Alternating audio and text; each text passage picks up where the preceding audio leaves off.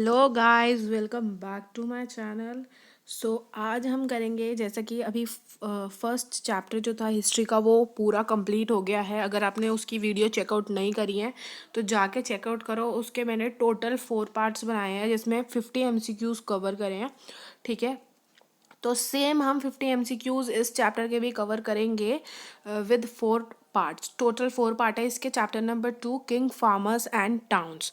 ठीक है, सो चलो स्टार्ट करते हैं। फर्स्ट पार्ट में हमने नॉर्मल MCQs जो है जैसे होते हैं ये वाले फर्स्ट एंड सेकंड में जैसे दिखा रहा है वैसे कवर करे हैं। एंड सेम जो है पैटर्न हमने चैप्टर 1 का फॉलो करा था सेम इसमें करा है।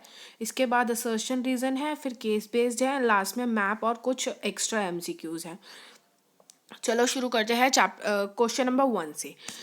इसमें कह रहा है who among the following deciphered Brahmani and Kharosthi scripts.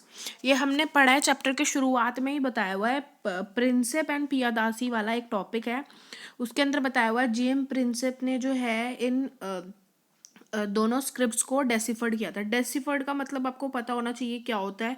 अगर आपको इसका मतलब नहीं पता होगा तो आप क्वेश्चन बिल्कुल भी सॉल्व नहीं कर पाएंगे। ठीक है, डेसिफर्ड का मतलब होता है कि किसी भी अनडेसिफर्ड का, जैसे हम चैप्टर 1 में पढ़ा है कि किसी भी स्क्रिप्ट की जिस स्क्रिप्ट की या सील होती हैं उनकी जो लैंग्वेज अगर नोन, उनकी लैंग्वेज का अब तक पता नहीं लग पाया है या फिर उनकी लैंग्वेज का पता नहीं है कि ये किस लैंग्वेज में लिखी गई है, तो उसे अनडेसिफर्ड कहते हैं।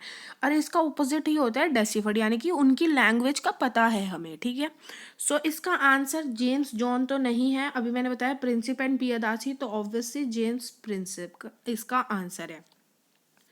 Next question is, according to Sri Lankan text, Mahavamsa and Dipavamsa, who among the following was the famous ruler?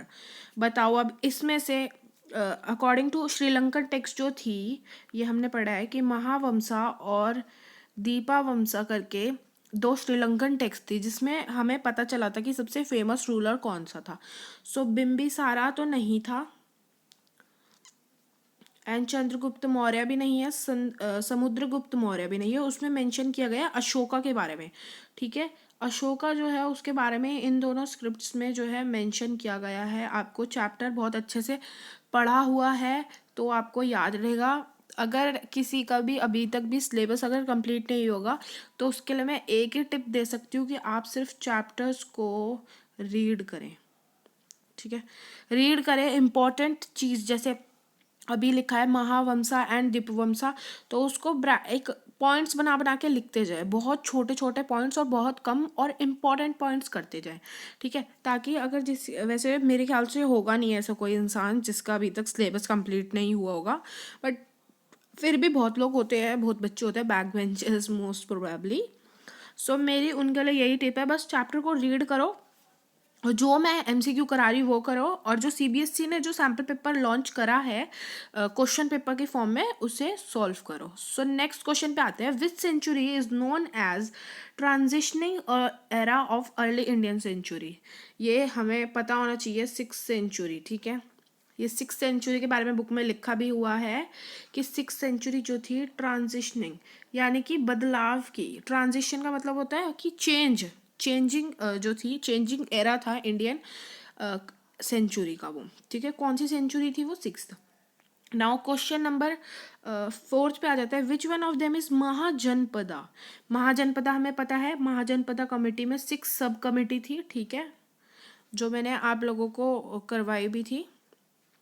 And वो थी वी जे मैप। ठीक है, एंड के इसकी शॉर्ट फॉर्म अगर आप इसे याद करोगे तो मैप के वीजे। ठीक है, सो ये ऐसे करके 6 महाजनपद मैंने बताई थी। आपको ये बताना है कि इसमें पूछ रहा है कि इनमें से महाजनपद कौन सी एमर्ज हुई थी 6000 BCE में। वाजी हुई थी, यस वाजी भी हुई थी, मगधा भी हुई थी, अस्मिका भी हुई थी। इसका आंसर है all of this. All of this इसका करेक्ट आंसर है, क्योंकि तीनों की तीनों 600 BCE में हुई थी, जो कि ऑप्शंस में तीनों दी हुई हैं। नेक्स्ट क्वेश्चन पे मूव करेंगे हम। Question number 5। क्वेश्चन नंबर 5 कह रहा है what was Magadha capital in 4th century. ये सबसे आसान है, अगर आपने बुक में से पढ़ा है तो मगधा की कैपिटल कौन सी थी 4th सेंचुरी में, जबकि हमें पता है कि 4th सेंचुरी में जो थी उसके बाद वो बदल दी गई थी, है ना, चेंज कर दी गई थी। तंजावुर नहीं, तंजावुर करके हमने कुछ ऐसा पढ़ा ही नहीं है, तो तंजावुर काट दो। पाटलिपुत्रा ये हो सकता है, राजगिरा ये भी हो सकता है, क्योंकि ये दोनों में से कोई एक है। कुशीनगरा ये बिल्कुल। अब देखो पाटलिपुत्रा जो थी ना वो थी 4th सेंचुरी में, उसकी जो है कैपिटल मगधा की, ठीक है। So correct answer is Pataliputra. Next is question number 6. Who among the following was the founder of the Mauryan dynasty? इसमें बोला है कि मौर्यन डायनेस्टी का फाउंडर कौन था इन चारों में से। अशोका था, चंद्रगुप्त मौर्य था, विक्रम आदित्य था, या अजत शत्रु था। अजत शत्रु ये काट दो। चंद्रगुप्त मौर्य और अशोक। चंद्रगुप्त मौर्य जो थे ये इनके ग्रैंडफादर थे, ठीक है, अशोका के। अब देखो अशोका से पहले तो चंद्रगुप्त मौर्य आए हैं ना, क्योंकि ये ग्रैंडफादर है, तो करेक्ट आंसर ये होगा कि करेक्ट आंसर है चंद्रगुप्त मौर्य, क्योंकि सबसे पहले फाउंडर जो थे मौर्यन डायनेस्टी के चंद्रगुप्त मौर्य थे। और इसमें अगर आप ऑप्शन ना भी देखो तो मौर्य लिखा हुआ है, किसी और ऑप्शन में नहीं है, और ऑप्शन ऐसे दिए हुए हैं, तो आप चंद्रगुप्त मौर्य को ही करेक्ट करना। So question number 7। According to the sources of Ashoka, Ashoka के सोर्सेज के मुताबिक कौन सी जो थी क्या चीज़ जो थी वो अशोका स्प्रेड करता था। हमें पता है धामा, ठीक है, धामा जो थी अशोका स्प्रेड करता था, ठीक है। उसने उसके लिए हमें पता है कि एक अपॉइंट भी करता था वो एक इंसान को, वो था धामा महामता, ठीक है। सो इसका आंसर है फर्स्ट इसका आंसर है Kalinga battle. 8th question, fought in 261 BC and it was won by, ये बताओ। Question number 8, Kalinga battle fought in 261 BCE and it was won by, किसने जीती थी ये कलिंगा बैटल, बताओ जल्दी। सो कलिंगा बैटल फॉट इन 261, इसका आंसर किसने, हाँ जिसने भी इसका आंसर अशोका बताया है वो करेक्ट है, okay. Ashoka is the correct answer, क्योंकि कलिंगा बैटल जो थी हमने बुक में पढ़ा है कि कलिंगा बैटल जो है 261 BC में जो फॉट हुई थी वो अशोका ने जीती थी, ठीक है। Question number 9, what title was used by most of the Kushana rulers? ये हमने किंग नोशंस वाले टॉपिक में, जो टॉपिक नंबर 4 है उसमें हमने पढ़ा है कि कुशाना रूलर्स जो है अपने आप को सन ऑफ गॉड मानते थे। उन्होंने अपने आप को एक टाइटल दिया था, वो था देवपुत्र या फिर सन ऑफ गॉड, ठीक है। अब इसमें फर्स्ट आंसर है तो Devaputra is the correct answer. Next question is saying Prabhavati Gupta was the daughter of, बताओ Prabhavati Gupta was the daughter of. अगर इसमें आप ऑप्शंस अगर किसी को नहीं भी आता है तो ये ट्रिक यूज़ करनी है। देखो ऑप्शन में कुछ ना कुछ ऐसा करके हिंट दिया होता है। चंद्रगुप्ता मौर्य तो नहीं है, हर्षवर्धना भी नहीं है, अशोका भी नहीं है, she was the daughter of Chandragupta 2। देखो ठीक है ना, ऐसे करके अपनी ट्रिक लगानी होती है और देखना होता है सबसे ऑड वन आउट कौन सा है, चंद्रगुप्ता, ठीक है। हर्षवर्धना की ऐसी कुछ बात ही नहीं हुई थी उसमें कि उसकी डॉटर जो थी प्रभावती नहीं थी, चंद्रगुप्ता की जो डॉटर थी वो प्रभावती थी। Which metal coins came into use. So देखो इसमें बोल रहा है which metal coins came into use in the 6th century as an experiment. इसमें बोल रहा है कौन से मेटल के जो कॉइन्स थे वो आए थे 6th सेंचुरी में एक्सपेरिमेंट के तौर पे। So silver and copper, copper and gold, gold and silver, या none of the above? None of the above नहीं है इसका आंसर। अब देखो बुक में बताया था ना कि सिल्वर एंड कॉपर जो थे दो मेटल थे जिनके जो कॉइन्स आए थे 6th सेंचुरी में आए थे, जिनको एज एन एक्सपेरिमेंट आए थे ये, ठीक है। तो इसका करेक्ट आंसर है silver and copper. Question number 12, who issued gold coins in the 1st century और for the first time? 1st century में जो है सबसे पहले बार किसने गोल्ड कॉइन इशू करे थे?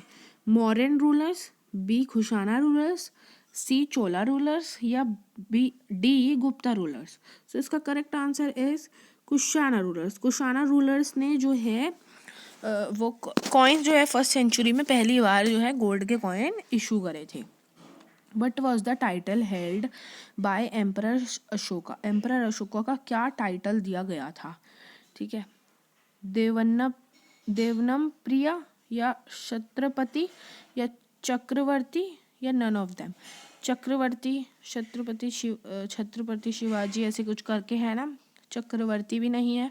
देवनम प्रिया जो था ये करके उनको टाइटल दिया गया था एम्परर अशोका को। Okay, moving on next, question number 14, which of the following statement is incorrect regarding the headman? अब हमें शुरू से देखनी है, कौन सी शुरू से देखेंगे और जोन सी भी ऑड होगी हम उसे काटते चले जाएंगे। फर्स्ट है headman is a powerful person, ठीक है, हेडमैन पावरफुल पर्सन था, ये सही है। It is not a hierarchical person, okay, ये रॉन्ग है। The supporters of headman are is family, ये करेक्ट है, उसके जो सपोर्टर्स हुआ करते थे वो उसकी फैमिली के मेम्बर्स ही हुआ करते थे। He meet people who are below him, हाँ, और हेडमैन जो होता था वो उन लोगों से मिलता था जो उसके जो है उससे नीचे हुआ करते थे, हु आर बिलो हिम। और हेडमैन एक पावरफुल पर्सन तो था ही। ये it is not a हायरिकल person, ये गलत है, वो हायरिकल पर्सन था, ठीक है। ये हायरिकल पर्सन वाली जो स्टेटमेंट है ये चीफ की है, चीफ जो होते थे वो हायरिकल पर्सन, हेरिडिटरी जो है, हेरिडिटरी नहीं होते थे, हेरिडिटरी होते थे चीफ्स, बट ये हायरिकल पर्सन ही जो था, ये वाला पॉइंट इसका गलत है। सो इसका करेक्ट आंसर है option number B. So question number 15 is saying कि which of the following statement is incorrect regarding script? Scripts के रिगार्डिंग कौन सी स्टेटमेंट जो है गलत है?